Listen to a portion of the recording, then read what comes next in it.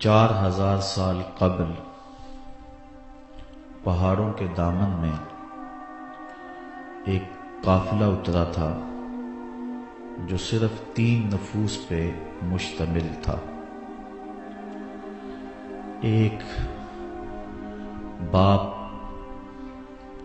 ایک بیٹا اور ایک اس بچے کی والدہ۔ مانگ مانگ کر اللہ سے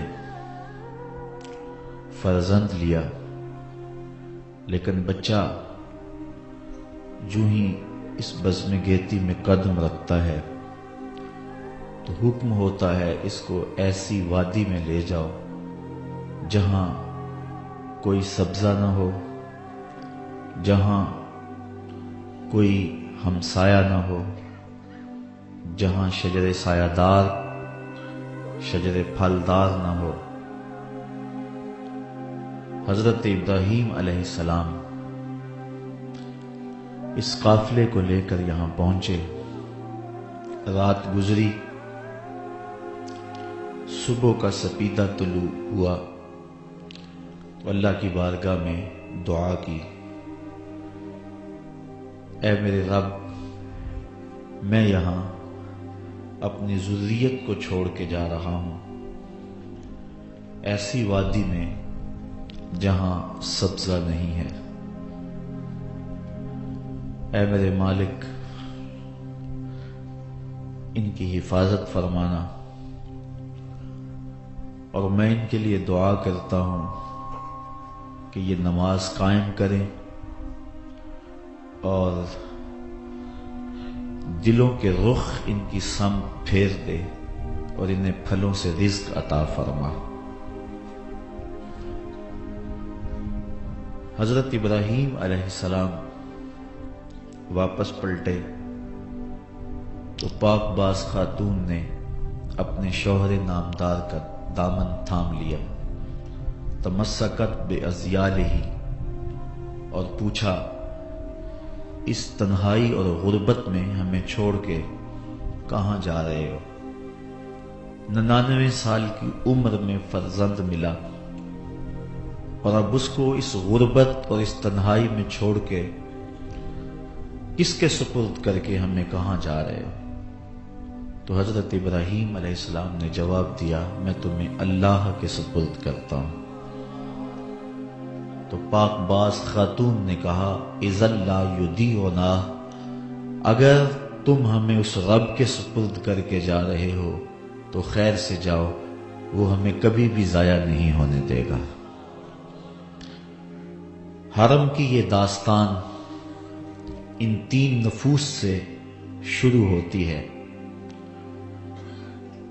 ماں اپنے بیٹے کے لیے پانی کی تلاش میں صفا سے مروہ اور مروہ سے صفا تک کا سفر کرتی ہے۔ 7 چکروں کے بعد بیٹے کی طرف بے تابانہ دوڑتی ہے تو کیا دیکھتی ہے کہ بیٹے کے پاؤں میں پانی کا چشمہ پھوٹ رہا ہے۔ حضرت ابراہیم علیہ السلام اپنے فرزند اور اپنی زوجہ محترمہ کو چھوڑ کر واپس شام کی سمت روانہ ہو جاتے ہیں۔ بچے کی عمر 13 سال ہوتی ہے۔ حکم ہوتا ہے کہ اپنی سب سے پیاری چیز میرے راستے میں قربان کرو۔ اللہ کے راستے میں اونٹ ذبح کرتے ہیں، لیکن خواب مسلسل آ رہا ہے۔ سمجھ گئے اس دھرتی پر سب سے زیادہ محبوب شے تو مجھے حضرت اسماعیل علیہ السلام کی ذات ہے۔ 13 سال کے بعد اس وادی کی طرف چلے جہاں اپنے بچے کو اور اپنی زوجہ کو چھوڑا تھا، اور آ کے اپنی زوجہ سے کہا کہ جلدی سے بچے کو تیار کر دو، میں اسے کسی دوست کی دعوت پہ لے جا رہا ہوں۔ باپ بیرون ملک گیا ہو، سالوں کے بعد جب پلٹتا ہے تو کئی اقسام و انواع کے کھلونے اپنی اولاد کے لیے لے کر آتا ہے، لیکن قدرت کی نیرنگیاں دیکھیے، اللہ کی طرف سے بندوں پر جو امتحان پڑتے رہے ہیں ان کے انداز دیکھیے۔ کہا تم جاؤ تو چھری لے جاؤ، رسی لے جاؤ۔ حضرت اسماعیل علیہ السلام تیار ہو گئے، ساتھ لیا۔ شیطان نے سمجھا شاید اس سے بہتر موقع مجھے نہ ملے اس خاندان کو ورغلانے کا اور راہ حق سے ہٹانے کا۔ ممتا کی مجبوریوں سے فائدہ حاصل کرنے کے لیے حضرت ہاجرہ سلام اللہ علیہا کے پاس آیا اور کہنے لگا، جانتے ہو کہ بیٹا کہاں گیا ہے؟ کہا اس کے باپ دوست کی دعوت پہ لے کر گئے۔ کہا نہیں، وہ اسے ذبح کرنا چاہتے ہیں۔ کہا کوئی کرنے والی بات کرو، بھلا کوئی باپ بھی اپنے بیٹے کو ذبح کرتا ہے؟ اور پھر بیٹا بھی وہ جس کو مانگ مانگ کے لیا ہو، زندگی کی کمائی 99 سال جس کے لیے ہاتھ اٹھا اٹھا کے سحری کے وقت پکار کرتے رہے، میرے مالک میرے گھر میں بھی اجالا کر دے، مجھے بھی ایک فرزند دے دے، تو آج کیا اس فرزند کی گردن پہ وہ چھری پھیر دے گا؟ کیسی عجیب بات کر رہے ہو؟ کہنے لگا اس نے ایک خواب دیکھا ہے اور خواب کے اندر جو حکم ملا ہے اس کو وہ اللہ کا حکم سمجھ کے ایسا کرنے پہ آمادہ ہوا ہے۔ تو حضرت ہاجرہ نے کہا، ظالم تو کہیں شیطان تو نہیں؟ کاش آج میری گود میں 1000 اسماعیل ہوتے۔ شیطان نے سمجھا کہ یہاں تو وار نہیں چلا، پھر حضرت ابراہیم علیہ السلام کے پاس پہنچا، کہنے لگا رب کو راضی کرنے کے اور تھوڑے طریقے ہیں کیا؟ بیٹے کی گردن پہ ہی چھری پھیر کے رب راضی ہوتا ہے؟ ایک خواب کو تم فیصلہ کن مرحلے میں داخل کر رہے ہو، خواب خواب ہی ہوتے ہیں۔ حضرت ابراہیم علیہ السلام نے پتھر اٹھایا اور اس کی طرف 3 دفعہ مارا، کہا پیچھے ہٹ جا، میرے اور میرے رب کے راستے میں نہ آ، میرے پاس ایک اسماعیل ہے، 1000 اسماعیل بھی ہوتے راہ خدا میں قربان کر دیتا۔ اب منا کی وادی میں باپ اور بیٹا پہنچے، قرآن نے اس واقعہ کو بیان کیا۔ باپ نے اپنے بیٹے کو منا کی وادی میں پہنچ کر کے آگاہ کیا کہ اے بیٹا، میں نے خواب دیکھا ہے کہ میں تجھے ذبح کر رہا ہوں، اب تو بتا کہ تیری رائے کیا ہے؟ فانظر ماذا تری، تو اپنی رائے بتا، تیری رائے کیا ہے اس معاملے میں؟ یہ آسان بات نہیں ہے، میں اور آپ بھی اپنے سینوں میں دھڑکتے ہوئے دل رکھتے ہیں، ہمارے آنگن اولادوں سے بھرے ہوئے، ہم اپنی اولادوں کے چہرے کو دیکھ کر قلب اور روح کی تسکین کا ساماں کرتے ہیں، ان کے معمولی سے دکھ پر ہمارے دل غم زدہ ہو جاتے ہیں۔ منا کی وادی ہے، پہاڑوں کا دامن ہے، حضرت ابراہیم علیہ السلام اپنے بیٹے کو کہہ رہے ہیں، بیٹا میں نے دیکھا ہے کہ میں تجھے ذبح کر رہا ہوں، اب تو بتا تیری رائے کیا ہے؟ بیٹا اس بات کو سن کر خاموش ہو جاتا، جواب نہ دیتا تو یہ بھی بڑی بات تھی۔ بیٹا سر تسلیم خم کر دیتا اور دبی سی آواز سے کہتا، اچھا جو تمہاری مرضی، تو یہ بھی امتثال امر تھا، حکم کی تعمیل تھی۔ بیٹا بخوشی کہتا، ہاں ابو جی، جو حکم ملا ہے مجھے ذبح کر دیجئے، تو یہ بھی پورا ادب تھا اور حکم کی پوری پوری تعمیل تھی۔ لیکن بیٹے کا جواب سنیے اور بیٹے کا انداز دیکھیے۔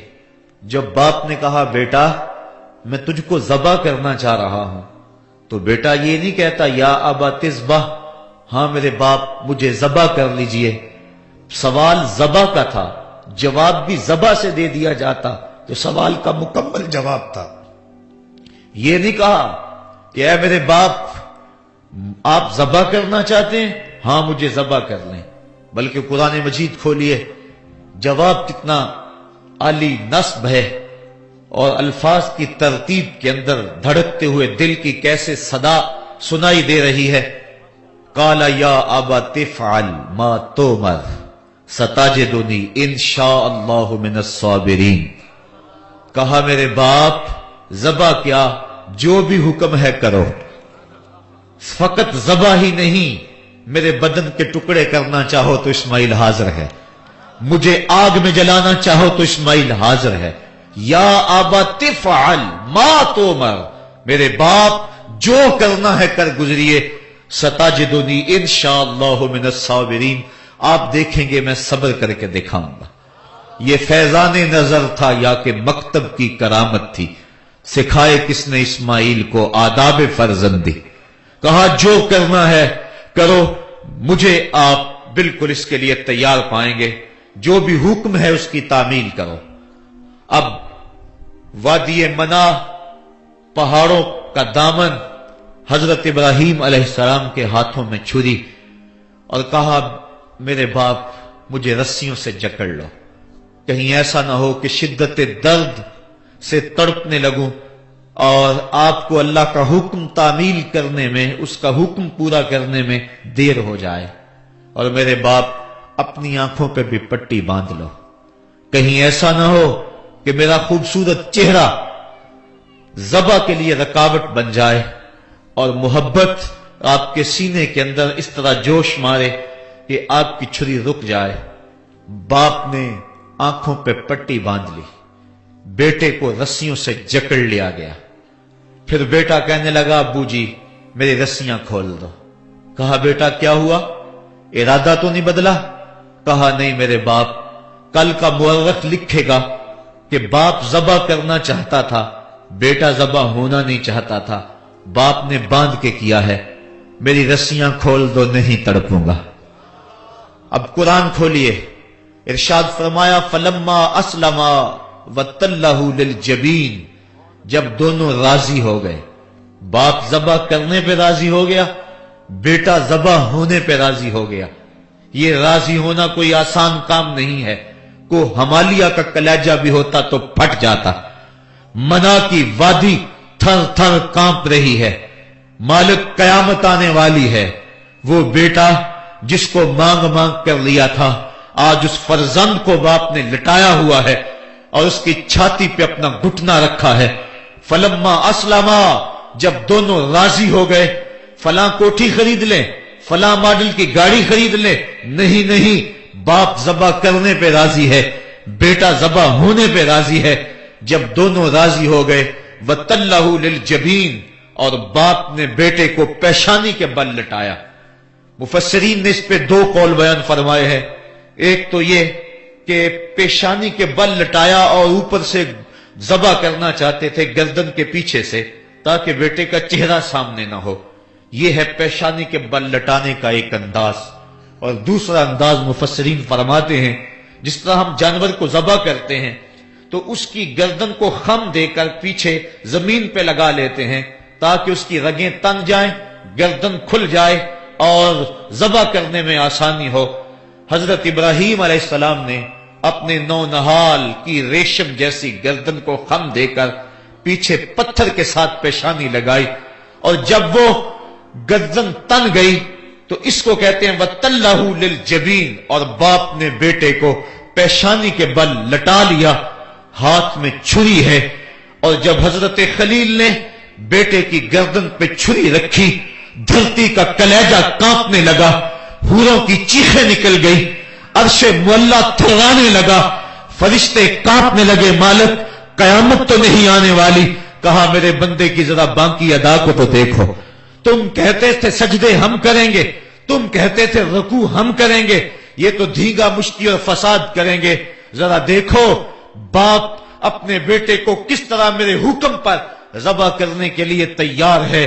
کائنات کا کلیجہ کانپ رہا تھا، سورج بادلوں کی اوٹ میں منہ چھپانے کی کوشش کر رہا تھا، دوپہر کا وقت، منا کی وادی، پتھر کی اوٹ، حضرت خلیل کے ہاتھ کے اندر چھری، ریشم سے نازک جیسے گلے کے اوپر چھری رکھی. بیٹا بھی جس کو مانگ مانگ کر لیا تھا، اور اتنا حسین بیٹا کہ اس کی پیشانی میں نبوت کا نور چمک رہا تھا. فلما اسلما وتلہ للجبین، اور جب پیشانی کے بل لٹا لیا تو حضرت خلیل نے چھری تیز کر کے بیٹے کی گردن پہ رکھی اور پوری قوت کے ساتھ چھری کو پھیر دیا، لیکن چھری نے ایک بال بھی نہیں کاٹا. جلدی سے پاس پڑے ایک پتھر پہ چھری کو مارا. لیما تقطعی یا سکین، اے چھری کیا ہو گیا، کیوں نہیں کاٹتی؟ کہا الخلیل یامرنی والجلیل ینہانی، خلیل مجھے کاٹنے کا کہتا ہے اور جلیل کہتا ہے خبردار اگر ایک بال بھی کاٹا تو. کہا چھری تیرا کام تو کاٹنا تھا، کہا آگ کا کام بھی تو جلانا تھا. جس رب نے آگ کو جلانے سے روک دیا تھا آج اس نے مجھے کاٹنے سے روک دیا ہے. اس کا یہ مطلب نہیں سمجھے کہ چلو جان چھوٹ گئی، راستہ مل گیا. کہا شاید میں نے ذبح کرنے میں دیر کر دی اور اللہ نے چھری کو روک دیا. پھر استغفار پڑا، معافی مانگی اور پھر چھری کو تیز کیا اور حلق کے اوپر اس کی نوک رکھ کر پوری ہمت کے ساتھ اپنا سارا زور اس کے اوپر ڈھیل دیا. گلا کٹ گیا. حضرت ابراہیم علیہ السلام خوش ہو گئے اور کلیجہ پھٹ بھی رہا ہے، لیکن جب آنکھوں سے پٹی کھولی تو دیکھا کہ ذبح ہونے والا دمبا ہے، اور حضرت اسماعیل علیہ السلام پاس کھڑے مسکرا رہے ہیں اور پاس حضرت جبریل امین بھی کھڑے ہیں. تو دل خوشی سے سرشار ہو گیا کہ حضرت جبرائیل امین کا کھڑا ہونا اس بات کی غمازی کر رہا تھا کہ یہ دمبا اللہ کی طرف سے آیا ہے اور بیٹا بچ گیا اور اس کی جگہ فدیتاً دمبا دے دیا گیا. تو دل راضی ہوا اور اللہ تعالیٰ جل شانہ کی طرف سے اس عین موقع پہ صدا بھی آئی، وَنَادَيْنَاهُ أَن يَا إِبْرَاهِيمُ قَدْ صَدَّقْتَ الرُّؤْيَا إِنَّا كَذَلِكَ نَجْزِي الْمُحْسِنِينَ. کہا ابراہیم تو نے واقعی خواب پورا کر دکھایا. وَنَادَيْنَاهُ، یہ واو حالیہ ہے، علماء بیان کرتے ہیں اس حال میں جب بیٹا زندہ سلامت کھڑا تھا اور دمبا ذبح پڑا ہوا تھا، جبرائیل امین پاس کھڑے مسکرا رہے تھے، اس حال میں ہم نے ندا دی تاکہ مزید اذعان و یقین پیدا ہو جائے، مزید یقین اور یقین کی کیفیتیں پیدا ہو جائیں. اس حال میں ہم نے ندا دی. لیکن اعلی حضرت اس کا ترجمہ کرتے ہیں، اعلی حضرت پہ روح فدا ہو. آپ فرماتے ہیں سب نے یہ ترجمہ کیا اس حال میں ہم نے ندا دی. آپ نے لکھا پھر اس موقع کا حال نہ پوچھ جب ہم نے ندا دی، پھر اس موقع کا حال نہ پوچھ جب ہم نے ندا دی کہ اے ابراہیم تو نے حد کر دی، تو نے واقعی خواب پورا کر دکھایا. اور آگے فرمایا سلام علی ابراہیم، ابراہیم تیرے اوپر میری سلامتیاں نازل ہوں. یہ حرم کا قافلہ تھا جس کا آغاز قربانی سے ہوا تھا. اللہ اکبر. نسل اسماعیل کو باقی رکھنا تھا. اللہ تعالیٰ نے اس کے لیے دمبا بھیج دیا چونکہ حضرت اسماعیل علیہ السلام کی پیشانی میں نور مصطفیٰ چمک رہا تھا. سلسلہ وار یہ نور حضرت عدنان کی پشت میں پہنچا اور وہاں سے منتقل ہوتا ہوا یہ نور حضرت عبد المطلب کی پشت میں پہنچا. اللہ تعالیٰ نے انہیں 10 بیٹے عطا فرمائے. انہوں نے منت مانی تھی، اے اللہ اگر تو مجھے 10 بیٹے دے اور وہ جوان ہوں تنو مند ہوں تو میں ایک بیٹا تیرے راستے میں قربان کروں گا. جب حضرت عبداللہ جو کہ حضرت عبد المطلب کے چھوٹے فرزند تھے ان کی عمر 18 سال ہوئی تو حضرت عبد المطلب کو اپنی منت یاد آئی. انہوں نے اپنے 10 بیٹوں کو بلایا، کہا بیٹا میں نے کعبہ کے رب سے یہ وعدہ کیا ہے کہ اللہ مجھے اگر 10 بیٹے دے گا تو میں ایک بیٹا اللہ کی راہ میں قربان کروں گا. اب تم بتاؤ تمہاری رائے کیا ہے. کہانی حرم کی پھر دوبارہ دہرائی جا رہی ہے. کہا رائے بتاؤ. 10 کے 10 بیٹوں نے گردن خم کر دی. کہا ایک بیٹے کو ذبح کرنا ہے. کہا جس کو چاہو. کہا نہیں میں قرعہ ڈالتا ہوں. جب قرعہ ڈالا تو حضرت عبداللہ کے نام قرعہ نکل آیا. فرشتے پھر دم بخود تھے، مالک تو نے اس کی پشت میں امانت رکھی ہے اور آج اس کو بھی ذبح کیا جائے گا. کائنات پر پھر کوہرام مچنے لگا۔ حضرت عبد المطلب آستینے چڑھا رہے ہیں، ہاتھ کے اندر چھری ہے۔ یہ خبر پورے مکے میں پھیل گئی، سارے سردار دوڑے آئے۔ کہا عبد المطلب یہ رسم تو نہ ڈالو، اس کا ادا کرنا مشکل ہو جائے گا۔ کہا میں نے کعبے کے رب سے یہ منت مانی تھی اور اللہ نے وہ منت پوری کر دی۔ اب میں تو جب قرآ نکالا تو میرے اس فرزند کے نام قرآ نکل آیا، میں اس منت کو ہر صورت میں پورا کروں گا۔ لوگ اکٹھے ہو گئے، منت سماجت کر رہے ہیں، لیکن حضرت سیدنا عبد المطلب ہر صورت میں اپنی اس منت کو پورا کرنے کے لیے مصر ہیں۔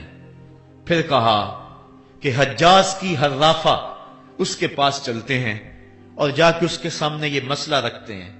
بعض نے لکھا کہ حجر کی کہنا کے پاس جاتے ہیں، با اختلاف روایات وہ حجاز کی حرافہ کے پاس پہنچے۔ جب اس کا پتہ کیا تو وہ خیبر میں تھی، تو اس کے پاس سارے سردار اکٹھے ہو کے گئے کہ اس طرح ہمارے سردار نے منت مانی تھی، تو اب وہ بیٹے کو ذبح کرنے کے لیے تیار ہے، تو تم بتاؤ کہ اس کے بارے میں ہمیں کیا کرنا چاہیے۔ اس نے کہا کل آنا، میرا تابعی آئے گا تو میں اسے پوچھوں گی، جو مجھے کہے گا میں تمہیں بتا دوں گی۔ اگلے دن یہ سردار پھر اس حرافہ کے پاس پہنچے۔ اس نے کہا کہ میرا تابعی آیا تھا، پہلے تم یہ بتاؤ کہ تمہارے ہاں کسی شخص کی دیت کتنی ہے، جو شخص مقتول ہو اس کی دیت قاتل کتنی دیتا ہے۔ انہوں نے کہا 10 اونٹ۔ کہا جاؤ پھر ایک طرف 10 اونٹ رکھو اور ایک طرف عبداللہ کا نام رکھو اور قرعہ ڈالو، اگر 10 اونٹوں کی طرف قرعہ نکل آیا تو 10 اونٹ ذبح کر دینا، اور اگر عبداللہ کی طرف نام نکل آیا پھر دوبارہ 10 اونٹ ادھر اور رکھنا، 20 رکھنا، اور اس طرح اونٹ 10 بڑھاتے جانا۔ جب قرعہ عبداللہ کے نام سے ہٹ کر اونٹوں کی طرف نکلا تو پھر اتنے اونٹ ذبح کر دینا۔ میرے تابعی نے یہی حل بتایا ہے۔ کہا ٹھیک، آئے اور آ کے ساری بات سنائی۔ 10 اونٹ ایک سمت رکھے گئے اور حضرت عبداللہ کا نام ایک سمت رکھا گیا۔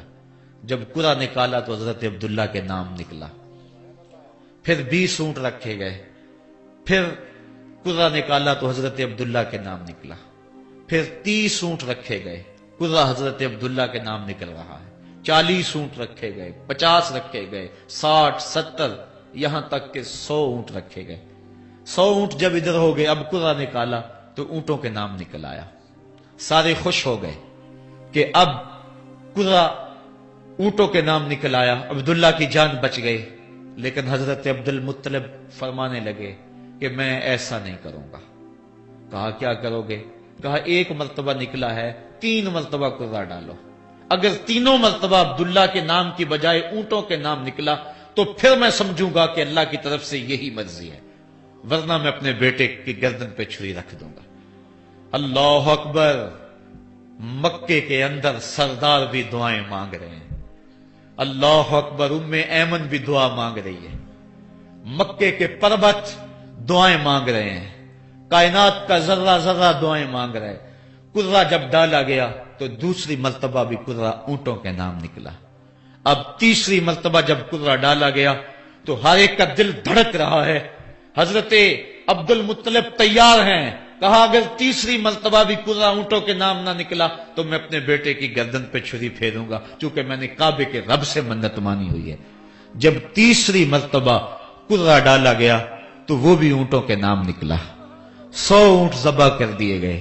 حضرت عبداللہ جو کہ حضور کی امانت کے امانت دار تھے، ان کی زندگی محفوظ ہوئی۔ حضور علیہ السلام فرمایا کرتے تھے آنا ابن الذبیحین، لوگوں میں 2 ذبیحوں کا بیٹا ہوں، ایک ذبیح اسماعیل علیہ السلام ہے اور ایک ذبیح میرے والد حضرت عبداللہ رضی اللہ تعالیٰ عنہ۔ جلدی سے حضرت عبداللہ کی شادی کی گئی۔ حضرت آمنہ سلام اللہ علیہا آپ سے نکاح ہوا، شادی کو ابھی چند ماہ ہی گزرے تھے کہ حضرت عبداللہ رضی اللہ تعالی عنہ شام کی طرف تجارت کی غرض سے گئے۔ واپس جب مدینہ طیبہ پہنچے تو ان کی طبیعت خراب ہو گئی، تو وہ چند لمحے چند دن وہاں رک گئے، قافلہ بھی رکا لیکن طبیعت سنبھل نہیں رہی تھی. قافلے والے انہیں وہاں چھوڑ آئے اور واپس آ گئے. کچھ دنوں کے بعد خبر پہنچی کہ حضرت عبداللہ رضی اللہ تعالیٰ عنہ کا مدینے میں انتقال ہو گیا ہے. حضور علیہ السلام شکم مادر میں. فرشتوں نے کہا مالک تیرے نبی تو شکم مادر میں یتیم ہو گیا. اے اللہ تیرا نبی تو شکم مادر میں یتیم ہو گیا. آواز آئی آنا حافظہ و آنا ناصرہ و آنا کافلہ. تم کیوں پریشان ہوتے ہو؟ میں اس کی حفاظت بھی کروں گا، اس کی مدد بھی کروں گا، اس کی کفالت بھی کروں گا. حضرت آمنہ سلام اللہ علیہا کے دل میں یہ خیال تھا کہ میں اپنے شوہر نامدار جس کے چہرے کو ابھی میں نے جی بھر کے دیکھا بھی نہیں تھا اس کی قبر پہ جاؤں. لیکن جو امانت تھی اس امانت کے تقاضے ان کو اس سفر سے روکتے رہے. حتیٰ کہ حضور کی ولادت ہوئی. آقا کریم کی عمر جب 6 سال ہوئی تو اب ان کے دل میں یہ جذبے اور یہ احساس اجاگر ہوا اور یہ جذبہ بڑھ گیا کہ میں جاؤں اور اپنے شوہر نامدار کی قبر پہ حاضر ہوں. حضرت آمنہ سلام اللہ علیہا آپ اپنے نونہال فرزند کو لے کر ام ایمن جو کہ حضرت عبداللہ کی کنیز تھیں ان کو لے کر آپ پہنچے. مدینہ المنورہ کچھ عرصہ گزارا. اللہ کے محبوب علیہ السلام کو کسی یہودی نے دیکھا تو اس نے یہ خبر گرم کر دی کہ وہ جو موعود نبی ہے جس کا وعدہ ہماری سابقہ کتابوں میں ہے وہ یہی ہے. لوگ جوق در جوق دیکھنے آنے لگے تو حضرت آمنہ پریشان ہوئی اور جلدی سے وہ مکے کی طرف عازم سفر ہوئی.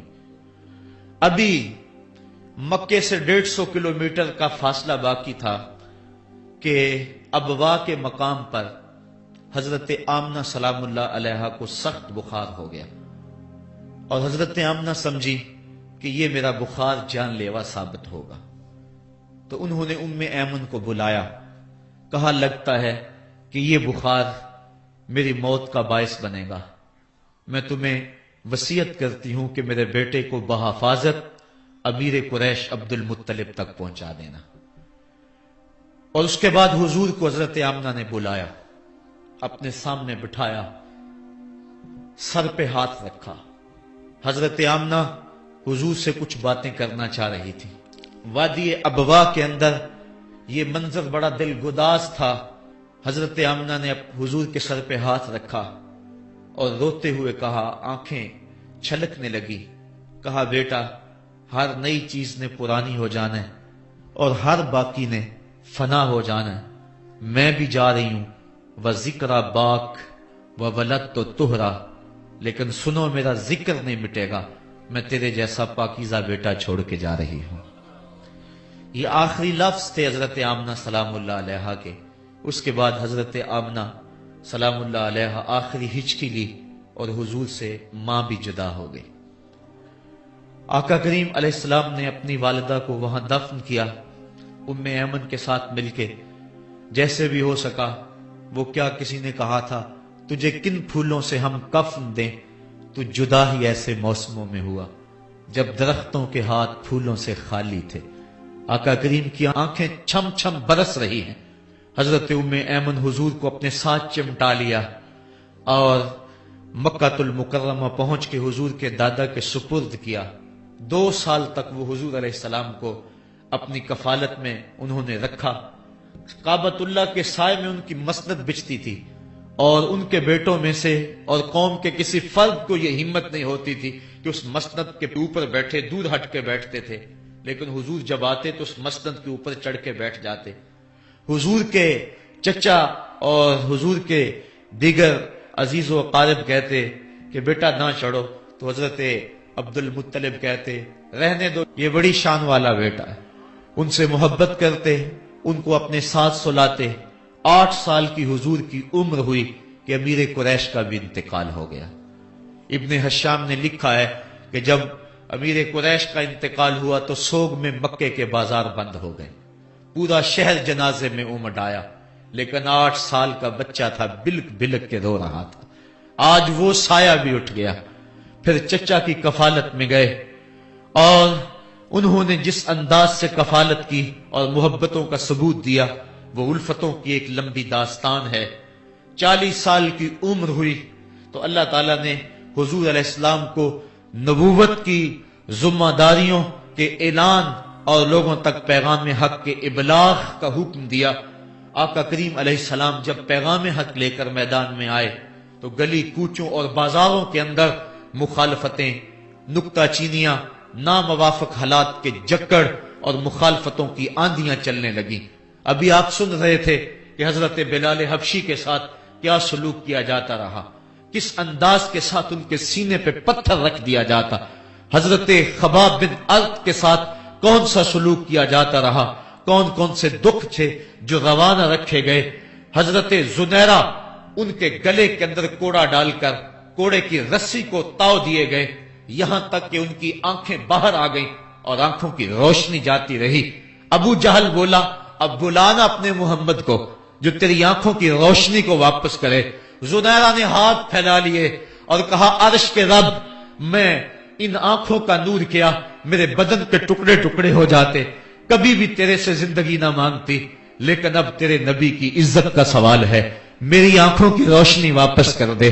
روایات میں آتا ہے کہ اللہ نے حضرت زنیرہ کی آنکھوں کی روشنی واپس کر دی۔ تکلیفیں آئیں، دکھ آئے، مکے کے چوک کے اندر حضرت سمیہ کو نیزہ مار کر ابو جہل نے شہید کیا۔ یہ اسلام کی پہلی شہیدہ تھی جن کا خون مکے کے ریگزار کے اندر گرا۔ حضرت یاسر کو شہید کیا گیا۔ یہ حضرت عمار ابن یاسر کے والد تھے اور سمیہ حضرت عمار ابن یاسر کی والدہ ماجدہ تھی۔ حضرت عمار ابن یاسر کو تختہ سیتم پہ رکھا گیا اور انہیں کوڑوں سے ان کی تواضع کی گئی۔ آقا کریم آئے، عمار ابن یاسر دکھوں اور اذیتوں میں سے دو چار تھے۔ آقا کریم نے سر پہ ہاتھ رکھا اور کہا صبرن آل یاسر، صبرن آل یاسر ان موعدکم الجنہ۔ کہا آل یاسر صبر کرو، آل یاسر صبر کرو، میں تمہیں جنت کا وعدہ دیتا ہوں۔ تکلیفیں آئیں، دکھ سہے، اس راستے کے اندر مکے کی گلیوں میں حضور کے ساتھ جو سلوک ہوا کون بھول سکتا ہے۔ کبھی کانٹے بچھ رہے ہیں، کبھی حضور کی راہوں میں گڑھے کھودے جا رہے ہیں، کبھی اوجریاں ڈالی جا رہی ہیں بدن اطہر کے اوپر۔ ابو لہب اپنے گھر کا کوڑا اٹھا کر حضور کی دہلیز پہ ڈال جاتا ہے۔ عقبہ بن ابی معیط حضور کے گلے کے اندر کپڑا ڈال کے اس کو تاؤ دیتا ہے۔ حضور فرماتے ہیں جتنے دکھ اس نے مجھے دیے کسی نے نہیں دیے۔ اذیتوں کی داستانیں رقم ہو رہی ہیں۔ آقا کریم علیہ السلام کے شفیق چچا بھی انتقال کر جاتے ہیں۔ جب گھر آتے تو اپنی زوجہ حضرت خدیجۃ الکبریٰ سے دکھڑے کہتے، وہ بھی انتقال کر جاتی ہیں۔ اس سال کا نام عام الحزن رکھا جاتا ہے، دکھوں کا سال، مصیبتوں کا سال۔ آقا کریم بہت دل برداشتہ ہوئے قوم سے، پھر سوچا چل طائف چلتا ہوں اور طائف والوں کو پیغام حق دیتا ہوں، شاید میری آواز پر وہ لبیک کہہ دیں۔ 1 مہینے کا سفر کر کے حضرت زید بن حارثہ کو ساتھ لے کر طائف پہنچے۔ ان کے 3 سردار تھے، عبد یالیل بن عمر، حبیب بن عمر اور مسعود بن عمر۔ ان کے پاس جا کر پیغام حق دیا، کہا تمہاری بھلائی کا سندیشہ لے کر بڑی دور سے چلا ہوں، میری دعوت کو قبول کر لو، دنیا میں بھی کامیابی، آخرت میں بھی کامرانی تمہارا مقدر ہوگی۔ یہ دعوت پیش کی۔ انہوں نے کہا کہ ہم تمہاری دعوت کو مسترد کرتے ہیں۔ ایک بولا کہ اور کوئی زمانے میں بندہ نہیں تھا جس کو نبوت ملتی، تجھے ملنی تھی۔ کسی نے کچھ کہا، تانے دیے، دل دکھایا حضور کا۔ آقا کریم نے فرمایا اس فعلتم ما فعلتم فاکتموا علیہ، تم نے جو مجھ سے کہا سو کہا، تم نے جو میرے ساتھ سلوک کیا وہ تمہاری مرضی، اتنا میرے سے وعدہ کرو کہ یہ بات کہ میں تمہارے پاس آیا ہوں دعوت دین دینے کے لیے، تمہیں پیغام حق دینے کے لیے، اس کو پوشیدہ رکھو گے، مخفی رکھو گے، تاکہ مکے والے میرے دشمن ہیں، اور جب انہیں پتا چلا کہ طائف گئے ہیں تو وہ طائف والوں نے بھی دعوت قبول نہیں کی تو وہ تمسخر کریں گے، مجھے نشانہ تضحیک بنائیں گے، لہذا جو کہا سو کہا، اپنے اندر اس بات کو راز رکھو۔ انہوں نے کہا کہ ہم کیوں راز رکھتے پھریں؟ انہوں نے افشا کیا، بلکہ اوباشوں کے ہاتھوں میں پتھر دیے۔ حضرت ام المومنین سیدہ عائشہ صدیقہ رضی اللہ تعالی عنہا محبوب کائنات کہتی ہیں کہ ایک دن میں نے حضور سے پوچھا کہ آقا احد کے دن سے سخت دن بھی کبھی زندگی میں آپ پر آیا ہے؟ فرمایا ہاں عائشہ، جب طائف کے بازاروں میں تیری قوم نے مجھے پتھر مارے تھے تو یہ دن احد کے دن سے بھی سخت تھا۔ حضور فرماتے ہیں جب میں طائف سے باہر نکلا تو ان کے گنڈے دو رویا کتاروں میں کھڑے تھے، ہاتھوں میں پتھر، اور میں درمیان سے گزرنے لگا تو وہ میرے پاؤں پہ پتھر مارتے، میں پاؤں اٹھا لیتا تو دوسرے پاؤں پہ پتھر مارتے، پھر میں شدت درد اور احساس کرب سے بیٹھ جاتا تو ان کے دو گنڈے آگے بڑھتے، مجھے کندھوں سے پکڑ کے اٹھاتے اور پھر مجھے پتھر مارتے۔ فرمایا اے عائشہ، یہ دن احد کے دن سے بھی سخت تھا جب تیری قوم نے طائف کے بازاروں میں مجھے پتھر مارے۔ آقا کریم علیہ السلام احد کے اندر جب حضور کے چچا شہید ہوئے، وہ دن بھی تاریخ اسلام کا دردناک دن ہے۔ آقا کے سر پہ پٹی بندھی ہوئی تھی، آنکھوں میں آنسو تھے اور بار بار پوچھتے تھے ما فعل امی، میرے چچا کی بات سناؤ۔ جب بتایا گیا حضور حضرت حمزہ شہید ہو گئے تو آقا کریم ان کی لاش پہ گئے، دیکھا کہ ان کا پیٹ چاک ہے، ان کی ناک کاٹ دی گئی ہے، ان کی زبان کاٹ دی گئی ہے، ان کا دل نکال لیا گیا ہے، ان کی آنکھوں میں نیزے چبھوئے گئے ہیں اور ان کے کان کاٹ لیے گئے ہیں۔ آقا کریم کی آنکھوں میں اشک تھے اور آقا کریم ما فعل امی، میرے